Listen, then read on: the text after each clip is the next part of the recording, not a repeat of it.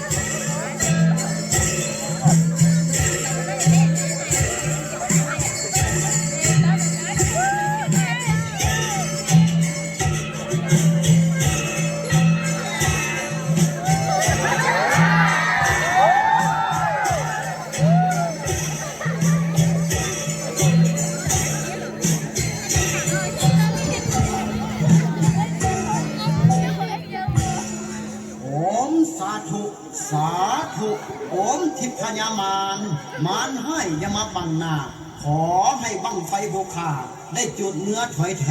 น จุดอยู่แนนขอละนี้เมืองใต้สาธุทางนี่ไปถึกกองลองนี่ไปถึกแล้ว ขอให้สิ่งศักดิ์สิทธิ์จงดลบันดาลมาคุ้มครอง ขอฟ้าขอฝนจงโหยลงมา อย่าได้มีสิ่งกีดกันมาบังหน้าเขตผ้าห้อยให้หลีกหนีสาธุสาธุสาธุ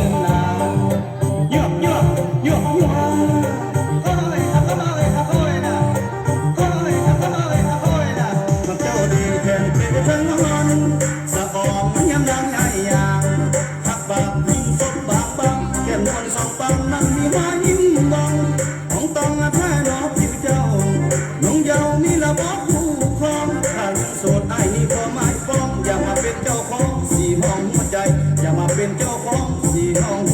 หัวใจ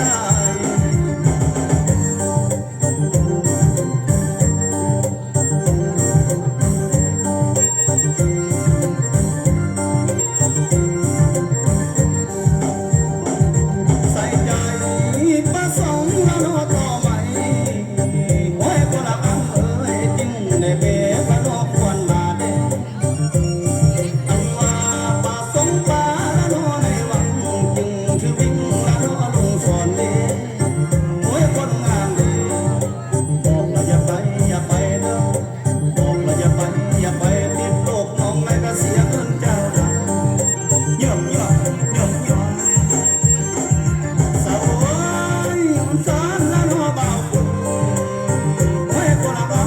เย่บอกมีคืออันมาเตียวพุ่งเด้อันว่าปัดตาเป็นละนัวพุ่งไม่ลาคือเกี่ยวละก็บอกมีเด้เฮ้ยคนละงานเด้บอกละไอ้เรื่องนาเยอะเยอะเยอะเยอะเยอะเยอะเยอะเยอะ สีเลี้ยวแล้วน้อไปกับไว้จริงผมมาตั้งไว้คำนั้นเป็นของพอเด้มันลามีแต่แม่แล้วน้อลาไม่ลงนั่นละดูวางใดเด้เสียใจรับรังนี้ใดบ่ละเรื่องใดเยอะเยอะเยอะเยอะ